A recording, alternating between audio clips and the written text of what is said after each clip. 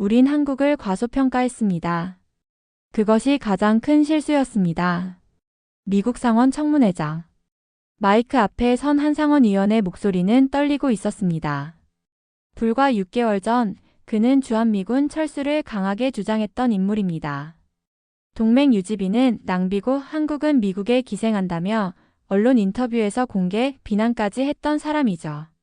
그러나 지금 그는 고개를 숙이고 있었습니다.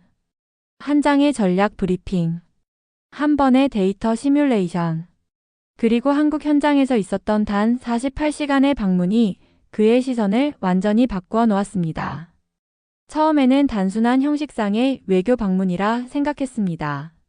하지만 한국에서 마주한 현실은 그가 알고 있던 안보 지형을 통째로 무너뜨렸습니다. 그날 이후 그는 청문회에서 말을 아꼈고 마침내 한 문장을 남깁니다. 한국 없이는 이 모든 전략이 무의미해집니다. 그에게 무슨 일이 있었던 걸까요? 잠깐만요. 이야기 시작 전에 구독과 좋아요 꼭 부탁드려요. 여러분의 작은 클릭이 더 많은 사람들에게 한국의 놀라운 이야기를 전하는 데 큰 힘이 됩니다. 자, 그럼 본격적으로 시작해 볼게요. 그는 미국 상원 국방위원회 소속의 중진 의원이었습니다. 미 해군 장교 출신이자 자국 안보에 대한 신념이 뚜렷한 인물로 냉철하고 보수적인 시각으로 동맹국들을 평가하곤 했습니다. 그에게 한국은 전략적 파트너라기보다는 지속적인 비용을 발생시키는 골칫덩이처럼 여겨졌습니다. 주한미군 방위비 분담 문제는 항상 예민한 사안이었습니다. 해마다 열리는 청문회에서는 왜 미국 납세자가 지구 반대편의 안보를 위해 돈을 써야 하느냐는 질문이 반복되었고, 그는 항상 그 질문에 고개를 끄덕이며 한국은 충분히 스스로를 지킬 수 있는 나라라고 주장해왔습니다. 그에게 있어서 한반도는 냉전의 유산이었고, 그 유산은 이미 너무 오래 유지돼 왔다고 여겨졌습니다. 그는 회의장에서 숫자를 제시하며 한국의 GDP와 군사 예산이 이미 동북아 상위권이라는 점을 강조했습니다. 그에 따르면 미국은 이제 다른 지역에 더 집중해야 했고, 한국은 자립할 준비가 되어 있어야 했습니다. 그의 주장은 언론에서도 주목을 받았습니다. 보수 매체는 그의 발언을 인용해 한국은 미국의 우산에 너무 오래 기대왔다며 공감했고, 일부 정치인들 역시 그와 비슷한 의견을 내기 시작했습니다. 심지어 그는 주한미군의 부분 철수 계획을 포함한 수정 예산안을 상정하기까지 했습니다. 국방부 내부에서는 반대 의견이 많았지만 그는 자신의 입장을 굽히지 않았고, 일각에서는 그가 대선을 염두에 두고 보수층의 지지를 확보하려 한다는 분석도 나왔습니다. 그는 단호했습니다. 지속 가능한 동맹은 상호 부담이 균형 잡힌 동맹이어야 한다고 말했고, 더 이상 일방적인 보호는 없다고 못 박았습니다. 한국은 첨단 기술력과 빠른 경제 성장을 이룬 국가이며 이제 미국의 도움 없이도 충분히 독자적인 안보를 구축할 수 있다는 것이 그의 공식 입장이었습니다. 그해 여름, 그는 한국을 방문하지 않은 채 아태 전략 브리핑을 받았고, 그 자리에서도 주한미군 재조정안에 대해 강하게 밀어붙였습니다. 한국은 늘 조용히 미국의 입장을 수용해왔고 자세히 들여다보지 않는 한 그곳이 정말로 전략적으로 절실한지 의문을 갖는 것이 이상하지 않은 분위기였습니다. 그는 회의 중 한국 방위의 핵심이 단순한 물리적 거리만은 아니라는 몇몇 분석가의 발언에도 별다른 반응을 보이지 않았습니다. 아직 전쟁도 일어나지 않았고 대부분의 위협은 가상의 시나리오에 불과하다고 생각했습니다. 한국은 단지 하나의 동맹 중 하나일 뿐 굳이 미국이 그곳에 병력을 유지해야 할 만큼 절실한 전략 자산은 아니라고 그는 그렇게 확신하고 있었습니다. 하지만 그해 가을, 그는 뜻밖의 초청장을 받게 됩니다. 한국국방연구소와 합동참모본부가 미국 고위 국방정책자문위원들을 초청한 자리였고, 그는 처음에는 그저 외교적인 형식 절차 정도로만 여겼습니다. 그가 아직 몰랐던 것은 그 초청이 그의 시선을 완전히 뒤바꿔 놓게 될 시작이라는 점이었습니다. 그리고 그는 아직 자신이 마주할 그 하나의 문장을 예상조차 하지 못하고 있었습니다. 한국 초청 방문 일정은 처음부터 빠듯하게 짜여 있었습니다. 그 의원은 이 일정이 외교적 형식일 뿐이라 생각하고 있었습니다. 방문은 늘 그렇듯 기념사진 몇 장과 포럼 참석, 그리고 의례적인 담화로 끝날 것이라 예상했기 때문입니다. 그가 처음 발을 디딘 곳은 서울이 아니라 계룡대 인근에 위치한 군사전략연구시설이었습니다. 예상과 달리 방탄 유리로 둘러싸인 통제실과 전면 스크린에 펼쳐진 실시간 시뮬레이션 화면이 그를 처음으로 멈춰 세웠습니다. 그곳에서 그는 KAMD, 즉 한국형 미사일 방어체계의 모의 대응 시연을 지켜보게 되었습니다. 북한 또는 중국의 미사일 위협을 가정한 상황에서 한국군은 독자적으로 탐지하고 대응하며 정보를 실시간 통합해 요격 체계를 가동하는 모습을 보여주었습니다. 처음에는 흥미로운 시범 정도로만 보았습니다. 그러나 실제 전개된 시뮬레이션에서 한국군은 2분 41초 만에 위협 식별과 탐지 요격 결정을 모두 마무리했습니다. 그는 깜짝 놀랐습니다. 이 시나리오의 데이터는 미국의 시뮬레이션 기준과 비교해도 전혀 손색이 없었고 일부 반응 속도는 오히려 앞서 있었기 때문입니다. 이 시스템이 한국이 자체 제작한 소프트웨어라는 설명을 들었을 때 그의 표정은 처음으로 무너졌습니다. 그는 곧바로 질문을 던졌습니다. 실전 배치 사례가 있는가? 그에 대한 대답은 명확했습니다. 폴란드와 이스라엘에서의 교류 훈련, 그리고 최근 루마니아 국경에서의 시험 운용 사례까지 모든 것이 실전과 연결돼 있었습니다. 그는 조용히 고개를 끄덕이며 설명을 들었습니다. 군사적 언어에는 정치적 포장이나 수사가 없었습니다. 그 점이 오히려 더 깊은 인상을 남겼습니다. 그날 오후 그는 한 명의 젊은 한국 장교와 짧은 티타임을 가졌습니다. 유학 경험이 있는 그 중위는 유창한 영어로 한국군의 내부 교육 시스템과 사고방식을 차분히 설명했습니다. 한국 장교들은 위계 중심의 명령 체계 외에도 데이터 기반의 실시간 판단 훈련을 병행하고 있었고 위기 상황에서 단독 판단이 가능한 시스템을 갖추고 있었습니다. 그는 놀랐습니다. 전통적 명령 구조와 AI 기반 시스템이 함께 작동한다는 점이 지금까지 그가 알고 있던 동맹국의 모습과는 완전히 달랐기 때문입니다. 현장 상황에 맞춰 권한을 위임하고 정보를 분산해 판단하는 구조는 그가 미 해군 전략센터에서 보았던 미래 모델과 거의 일치해 있었습니다. 그날 밤, 그는 지방의 한 훈련 기지에서 드론과 위성 데이터가 연동되는 훈련을 지켜보았습니다. 병사들은 지체 없이 움직였고 지도자들은 간섭 없이 조율만 하고 있었습니다. 그는 메모장에 이 시스템은 신뢰 기반이다. 그리고 자율성은 곧 전략이다 라고 적었습니다. 서울로 돌아오는 길. 그는 마음속에 이상한 감정을 느꼈습니다. 예정보다 훨씬 더 많은 것을 보고 느꼈다는 생각이 들었습니다. 공식 만찬 자리에서 그는 환한 표정으로 한국 측 인사들과 인사를 나누었지만 머릿속에서는 계속 하루 전의 시뮬레이션과 젊은 중위의 말이 떠올랐습니다. 우리는 스스로 지키기 위해 배우고 있습니다. 그 마지막 문장이 마음 깊이 박혔습니다. 그는 숙소로 돌아와 자신이 작성한 기존 보고서를 꺼냈습니다. 그 안에 있던 한국의 전략적 의존도를 낮게 평가한 문장들을 그는 천천히 다시 읽었습니다. 혹시 자신이 정말 봐야 할 것들을 외면하고 있던 것은 아닐까? 그는 처음으로 진지하게 그런 질문을 자신에게 던졌습니다. 그리고 그는 아직 몰랐습니다. 그날의 충격이 앞으로 그의 말과 행동을 송두리째 바꾸게 될 것이라는 사실을. 그날 브리핑룸 대형 스크린에 띄어진 첫 영상은 한국이 자체 개발한 동북아 유사 상황 대응 시뮬레이션이었습니다. 평범한 지도 위에 평범한 점들이 찍히기 시작했죠. 그 점들은 수십 개의 전투 상황을 자동 연산하고 있었고 우리는 그 연산이 가져올 결과가 단순히 데이터가 아니란 걸 곧 깨달았습니다.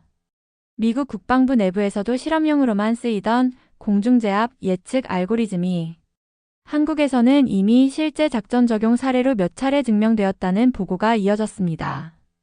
그중 가장 놀라운 장면은 미군 전략가들도 몇 차례 실패했던 가상 상황에서 한국 시스템이 단 4분 18초 만에 전투 지역 내 피해 민간인 수를 제로로 줄인 점이었습니다.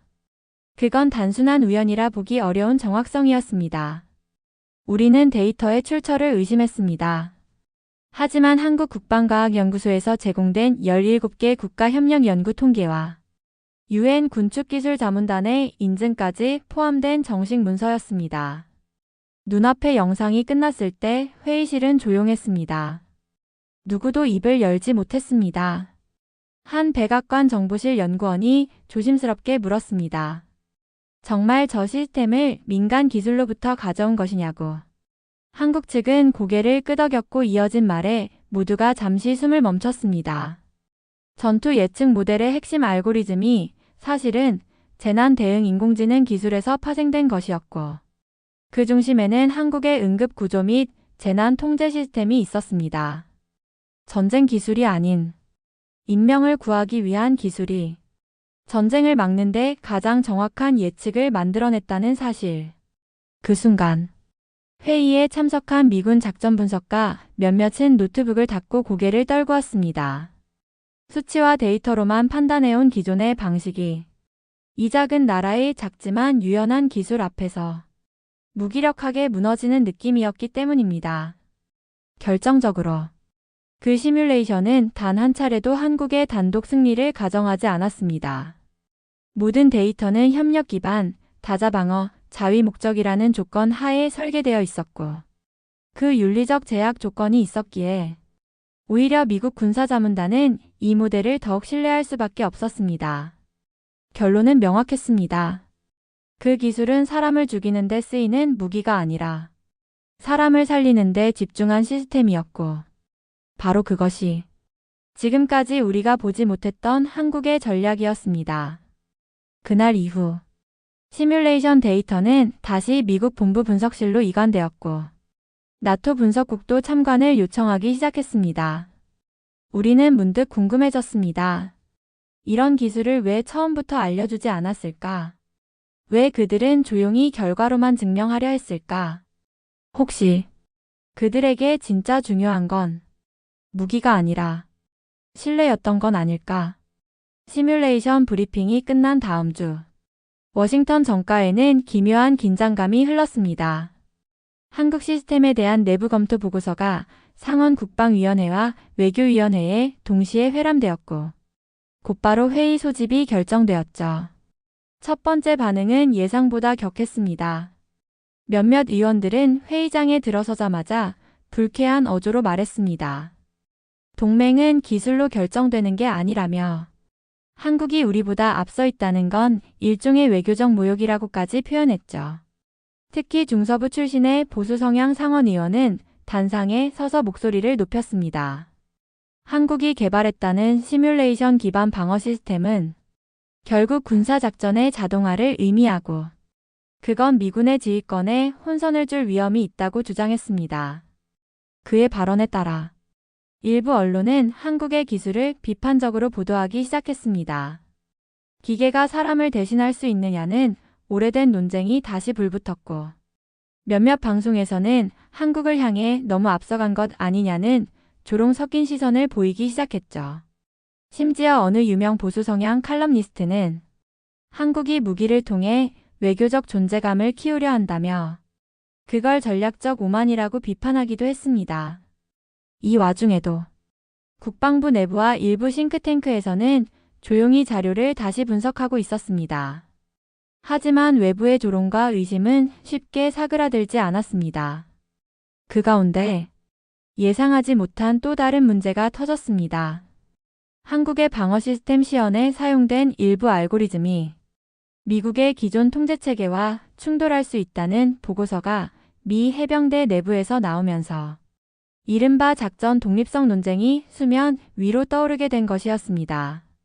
몇몇 장성 출신 자문위원들은 기술이 아무리 좋아도 동맹 내 지휘권 분리는 받아들일 수 없다고 강조했고, 한국 기술을 받아들이면 결국 미군의 주도권이 흔들릴 수 있다는 주장이 확산됐습니다. 한국을 향한 분위기는 점점 악화되었습니다. 일부 상원 의원들은 기술 이전이나 합작 형태도 신중히 재검토해야 한다고 주장했고, 심지어 방산 기술 교류 자체를 제한해야 한다는 의견도 나왔습니다. 그 상황을 지켜보며 저는 복잡한 감정을 느꼈습니다. 기술적 우수성과 실제 전투력은 따로 놓고 봐야 한다는 주장도 일리는 있었지만 정작 그 기술이 생명을 구하고 군사적 오판을 줄이는 데 효과가 있다는 사실은 회의실 어디에서도 언급되지 않았기 때문입니다.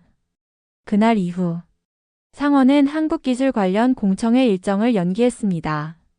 그 연기는 사실상 보류라는 의미였고 공식 채널은 잠시 멈춘 채 언론과 정치권 사이에서의 논쟁만 뜨겁게 이어졌습니다.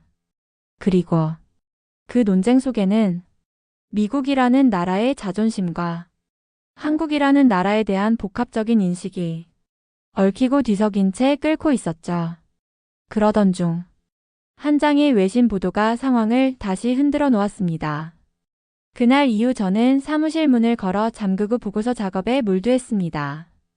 처음 작성한 안보 전략 초안은 이미 무력해져 있었고 이제는 새로운 기준이 필요했습니다.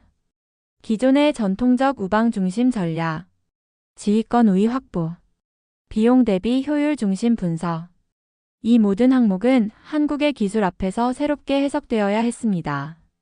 제가 작성하기 시작한 것은 단순한 무기 시스템 평가서가 아니었습니다.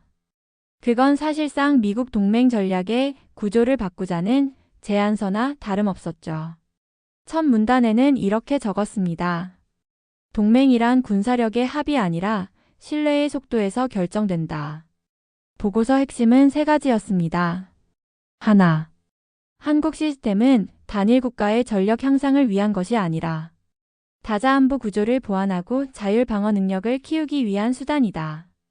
둘, 기술적 주도권을 나누는 것이 아니라 위협에 대한 판단을 더 빠르게 공유할 수 있는 기반이 된다. 셋, 협력은 무기 이전이 아니라 생명을 살릴 수 있는 기술 윤리에서 출발해야 한다. 이 보고서를 준비하며 저는 국방부 산하전술평가실을 여러 번 방문했습니다. 그곳에는 시뮬레이션 데이터가 저장된 서버와 분석 장비들이 있었고 실무자들과 밤늦도록 시나리오 비교 분석을 반복했습니다. 한 실무자는 제게 말했습니다. 기술보다 무서운 건 정치입니다. 아무리 성능이 좋아도 움직이지 않으면 무용지물입니다. 저는 그 말에 고개를 끄덕였지만 동시에 움직여야 할 때가 지금이라는 것도 알고 있었습니다. 3주 후 청문회 일정이 다시 잡혔습니다. 한국 기술 관련 쟁점은 상원 외교안보소위원회에서 논의되기로 했고 저는 그 자리에 참고인 자격으로 참석하게 되었습니다. 단상에 서기 전날 밤 잠이 오지 않았습니다. 이 보고서 한 장으로 누구를 설득할 수 있을까? 과연 이게 누군가의 생각을 바꿀 수 있을까? 하지만 이건 선택의 문제가 아니었습니다. 그 기술이 실제 전장에서 생명을 구하는 것을 제가 직접 보고 들었기 때문입니다. 그리고 저는 믿었습니다.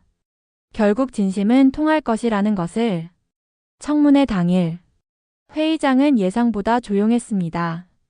의원들의 표정은 싸늘했지만 그 가운데 단 한 사람의 시선이 저를 뚫고 있었습니다. 그는 한국을 비난했던 의원이었고 며칠 전까지도 공개적으로 반대를 외치던 사람이었죠. 하지만 제가 보고서 첫 장을 펼쳐든 순간 그의 눈빛이 약간 흔들리는 것을 저는 분명히 보았습니다. 제 목소리는 흔들렸지만 보고서는 흔들리지 않았습니다. 그날 저는 그렇게 말했습니다. 우리가 한국을 선택하는 것이 아닙니다. 한국이 지금 우리를 기다리고 있는 것입니다.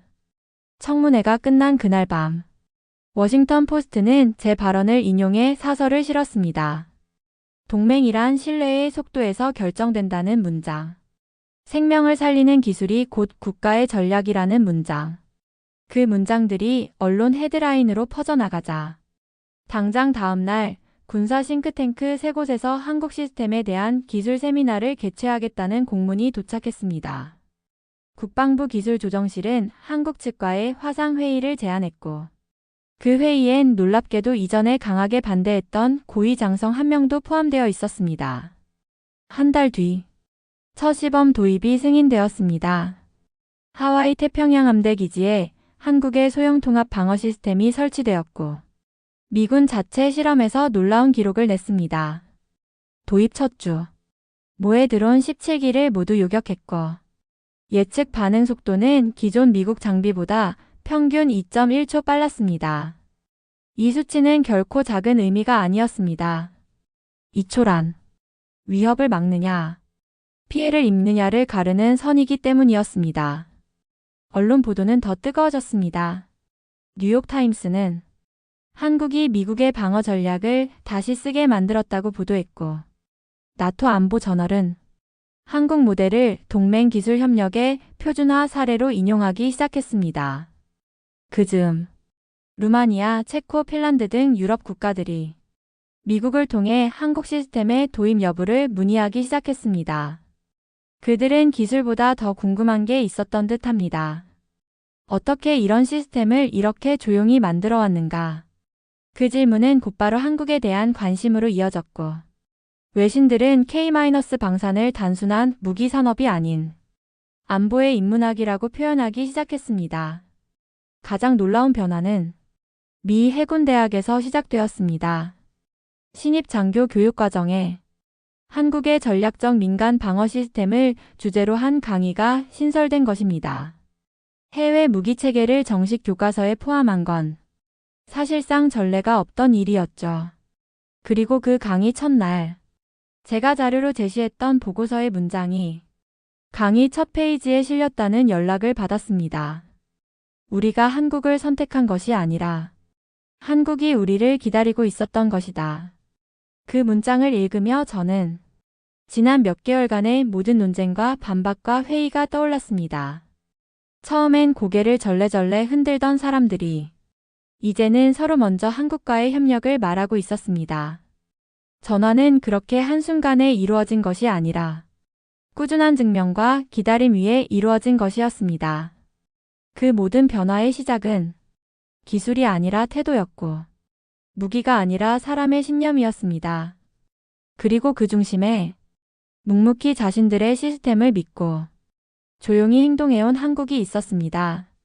이제 우리는 묻습니다. 이 변화는 어디까지 이어질 수 있을까요? 국가를 위한 전략이란 단지 무기의 개수나 군비의 규모로 결정되지 않는다는 것을 저는 한국을 통해 배웠습니다. 그들은 한 번도 큰 소리를 낸 적 없었지만 그들의 기술은 정확했고 그들의 자세는 조용했으며 그들의 믿음은 흔들림이 없었습니다. 저는 처음엔 그것을 단지 효율이라 여겼습니다. 그러나 나중에서야 깨달았습니다. 그건 철학이었습니다. 전쟁을 막는 힘은 가장 강한 폭격이 아니라 가장 빠른 판단과 가장 깊은 책임에서 나오는 것이라는 사실을요. 이제 저는 매번 정책서를 쓸 때 먼저 그 안에 사람이 들어있는지를 확인하게 되었습니다. 그 변화를 만들어준 건 단순한 무기가 아니라 신념을 가진 사람들과 그들이 지켜온 원칙이었습니다. 그리고 그 원칙은 한국이라는 나라에서 시작된 것이었습니다. 당신이라면 그런 선택 앞에서 어떤 기준을 갖고 판단하시겠습니까? 여러분은 이에 대해 어떻게 생각하시나요? 여러분의 의견을 댓글로 남겨주세요. 영상이 유익했다면 좋아요와 구독 잊지 마시고요. 알림 설정도 해두시면 앞으로 더 재미있는 이야기로 찾아뵐게요. 오늘 하루도 행복하시고 다음 영상에서 만나요.